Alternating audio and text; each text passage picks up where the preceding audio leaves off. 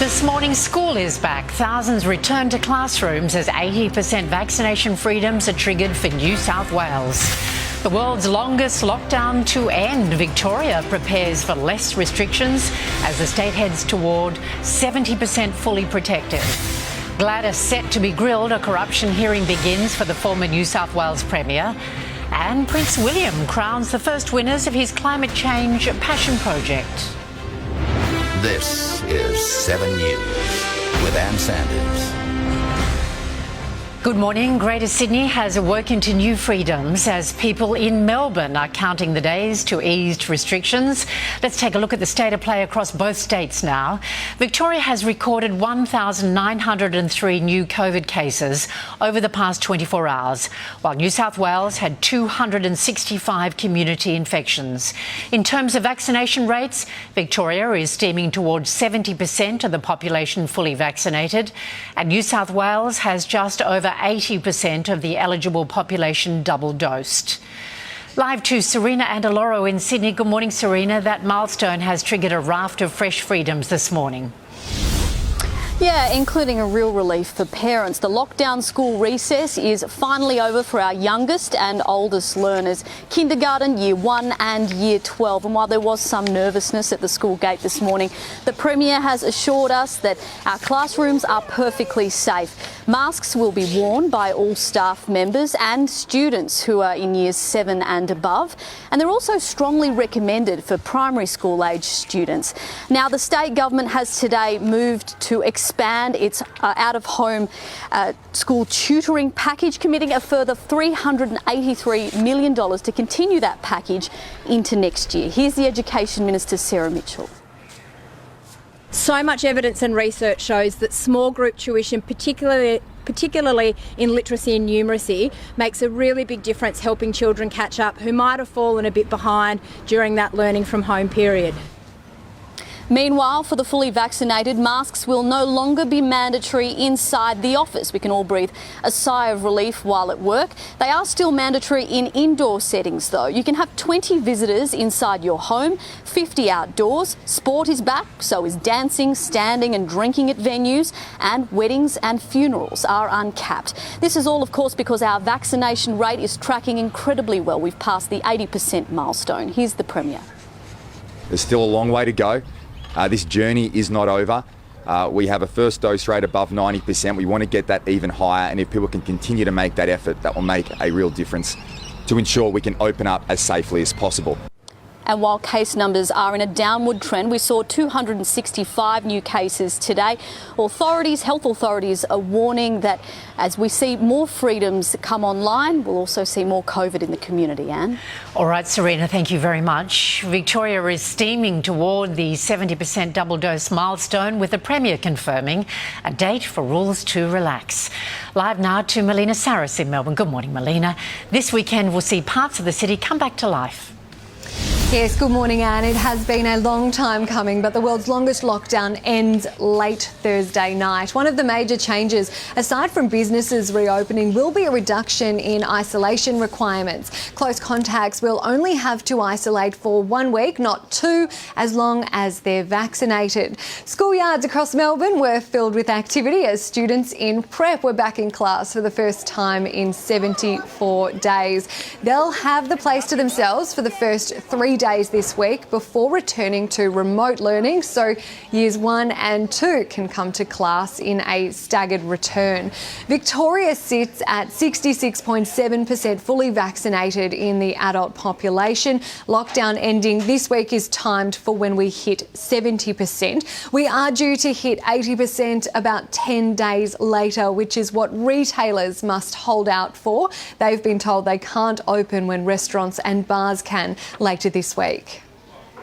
Clear health advice was that if we tried to do everything that's been foreshadowed, which includes things like retail, all at once at 70%, well then, to Kossi's earlier question about the health system coping, it simply wouldn't. Victoria still has high daily case numbers, 1,903 today and 7 deaths. But redone modelling shows our expected surge of hospital patients will be much lower than first predicted, which is why health officials are okay with us ending lockdown this week. And thank you very much, Melina. Melina Saris in Melbourne. From tomorrow, Australians will be able to access their international COVID-19 proof of vaccination. It'll be your post-COVID passport to freely fly in and out of countries around the world. If you have an existing passport and are fully vaccinated, you can apply for your certificate via the MyGov website from tomorrow. The corruption hearing into former New South Wales Premier Gladys Berejiklian is underway this morning.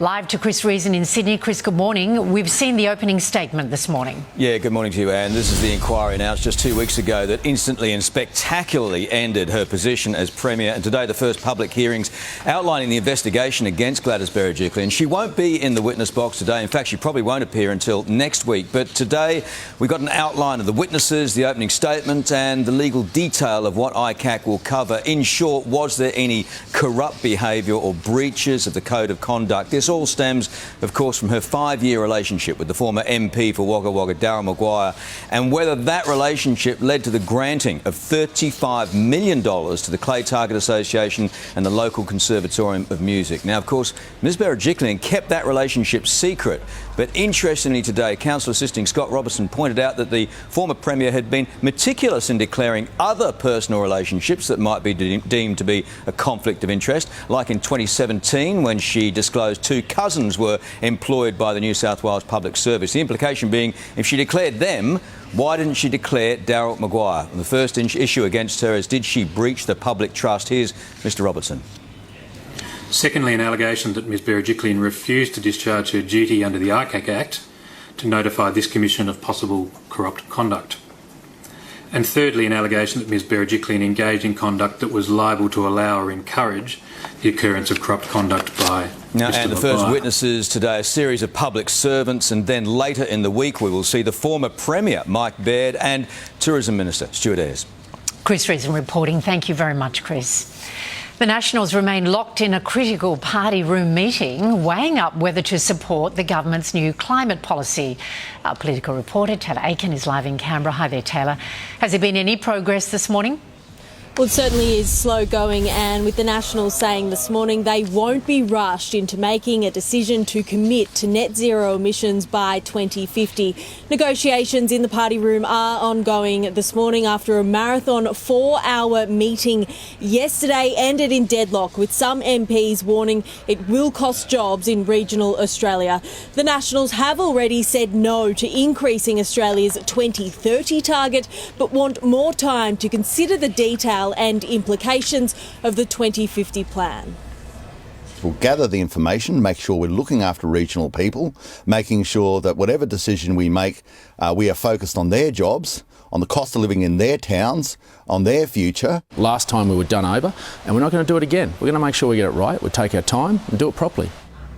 The plan, it says that there will be no new taxes or costs, with an increased focus on hydrogen energy. 7 News understands those who are currently against the plan have indicated they can be talked around, but will demand concessions in exchange for their support. Prime Minister Scott Morrison is willing to give the Nationals more time to make a decision, but with the Glasgow Climate Summit now less than 2 weeks away, they will want to get a move on. Anne? All right, Taylor. Thank you very much. Taylor Aiken, live in Canberra. The husband of Sydney con woman Melissa Caddick believes she was murdered. 11 months after her disappearance, Anthony Coletti told a 7 Spotlight investigation she wouldn't have taken her own life despite ASIC raids on her home. My suspect list is long. Angry clients? Yeah, among many of other people. If it came out, if the police came to me and said Melissa was murdered, I'd be like, it makes sense. Melissa Caddick's foot washed up on a South Coast beach in February. Mr Coletti refuses to acknowledge his wife swindled any of her clients, blaming ASIC's investigation for her death. Coming up next in 7 News, the desperate search for a missing 4-year-old in WA. And Prince William joins a star-studded guest list to announce the winners of his Earthshot Prize.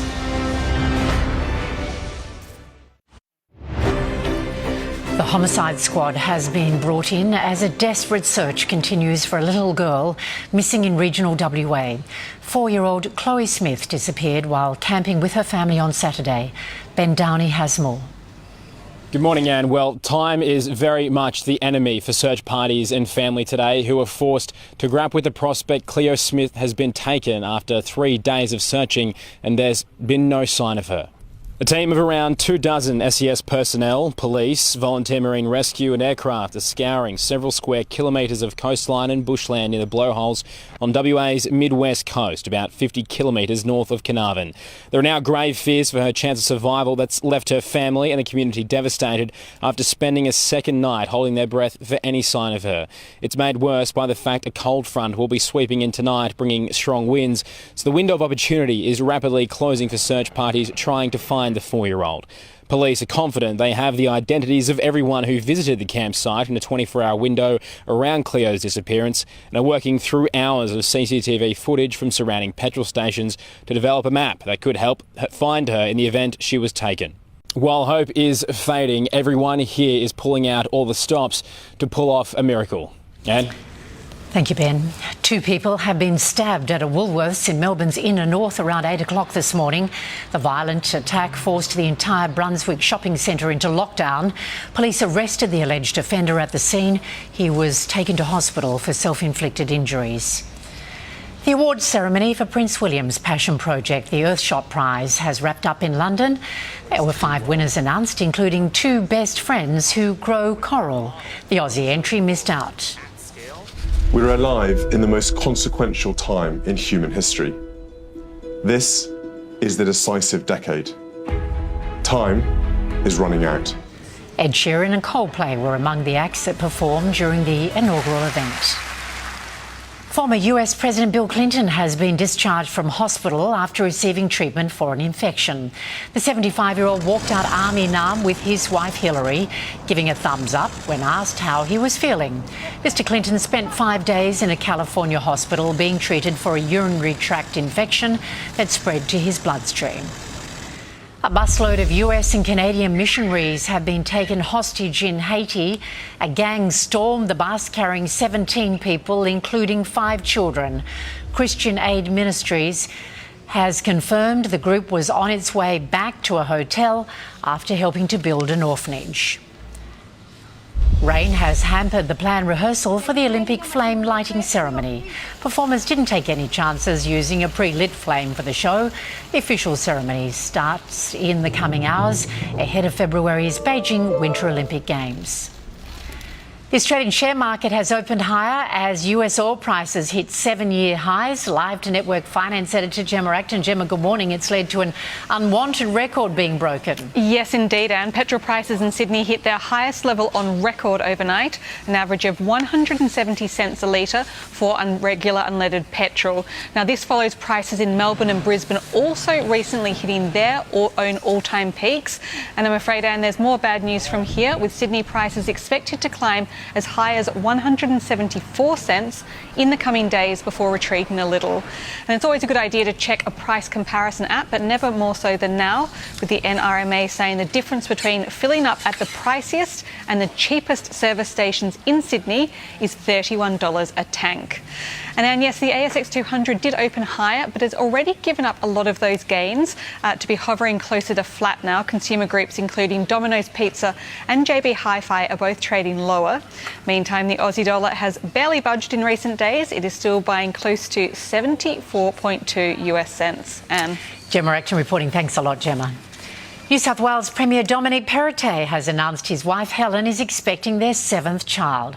Mr Perrottet shared the exciting family news on social media last night, saying our family photo wall is going to need another frame.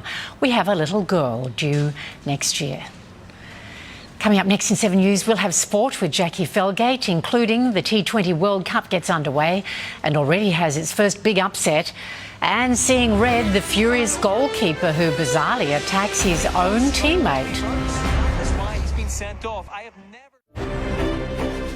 Good morning. The T20 World Cup is officially underway and has already had its first big upset. Cricketing minnows, Scotland shocked the 6th-ranked Bangladesh, helped by some slippery fingers. This has gone to the moon. Who wants it? Oh, what a shame he's crashed. It's a drop chance and it's gone for the maximum. Scotland held on, winning by 6 runs. Papua New Guinea made history, playing their first ever World Cup game against Oman. But the tournament co-hosts spoiled the party, finishing off the game with a 6 to win by 10 wickets. One of the most exciting horses in Australia faces a nervous wait. Incentivise will learn his weight penalty for the Melbourne Cup today. Fresh off his sensational Caulfield Cup victory on Saturday, he'll sit out the Cox Plate this week to prepare for November's grand event. I'm sure Greg Carpenter won't crucify him. He'll be keen to see him there. He'll be keen to level the playing field as much as he can. Incentivise is the hot favourite for the Melbourne Cup. There were scary scenes in Tottenham's Premier League clash with Newcastle. Play was stopped for 20 minutes after players noticed a fan having a medical emergency in the stands. When they resumed, Spurs held on to win 3-2. And here is Harry Kane, and there is Son Heung-min, and Tottenham lead 3-1. Everton missed a chance to move into the top 4 as West Ham snatched a late 1-0 win. The Northern Irish Football League saw one of the most bizarre incidents in its long history. Glentoran was leading 2-1 when opponents Coleraine scored in the 80th minute, prompting the goalkeeper to see red and go after his own teammate. And he does strike Bobby Burns. That is why he's been sent off. I have never seen anything like that. He just can't do that. You can't. The goalie was given a red card and the fiery clash ended in a draw. The Jacksonville Jaguars have had their first NFL win in 399 days, beating the Miami Dolphins. Playing an exhibition game in London, there was no shortage of English support. The scores were tied with a second to play when kicker Matthew Wright stepped up to the plate. To win it. It's away, and he got it! It's their first win in 21 games. The Baltimore Ravens have a hold on their division, smashing the LA Chargers 34-6. And Australia has a new world record holder. Jacinda Carroll pulled off this to win the World Ski Jump Championship in Florida. Here she comes, Jacinda Carroll, one last crack. Oh! Not for the lack of trying. Very cool. This 59.4 metre jump made her the first person to ever win 5 straight world titles. Carroll was named Water Skier of the Decade earlier this year. And that's a very nice way to wrap up Monday Sport, Anne. Spectacular. Thanks a lot, Jack. See you later on. Next in 7's Morning News, we'll have the national weather forecast.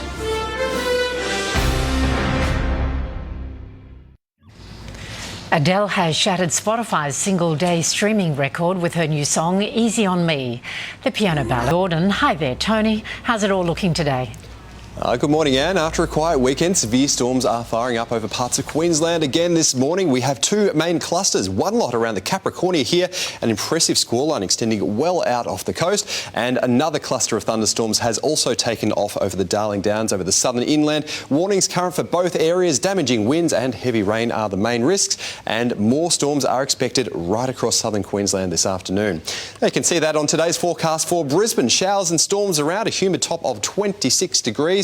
A different story in Sydney, sunny skies and 25. A couple of showers around for Melbourne and Hobart. Now that's thanks to instability increasing ahead of a cold front closing in on Tasmania today. Otherwise, look, it's mostly settled so far across the country apart from that activity over Queensland. Looking ahead, storms firing away over southern Queensland into the afternoon and the odd cell again into tomorrow afternoon. I think it'll be a bit less active than today. And then check out this huge cold front set to slam into WA tomorrow. It'll bring some wet and wild weather, including around Perth. Rain and a possible storm with gusty winds on the way, top of 20 degrees. Another storm possible in Brisbane, warming up a touch to 28, and showers developing in Sydney and Canberra. A couple of drops lingering for Melbourne and Hobart too, a top of just 13 degrees in the Apple Isles capital. Adelaide smack bang between all of the wet weather, blue skies and a top of 25 degrees. Then as we move into Wednesday, it settles down across the southeast. Melbourne a partly cloudy 23. Sydney, those showers continue, and Brisbane, storms ease back to showers as well. That's the latest weather and more in the news at 4 and 6. Thank you very much, Tony. Have a good day. And that's 7 News to Now. We'll keep you up to date throughout the day. Our next major bulletin is at 4 p.m. I'm Ann Sanders. Thanks for your company. Have a lovely day.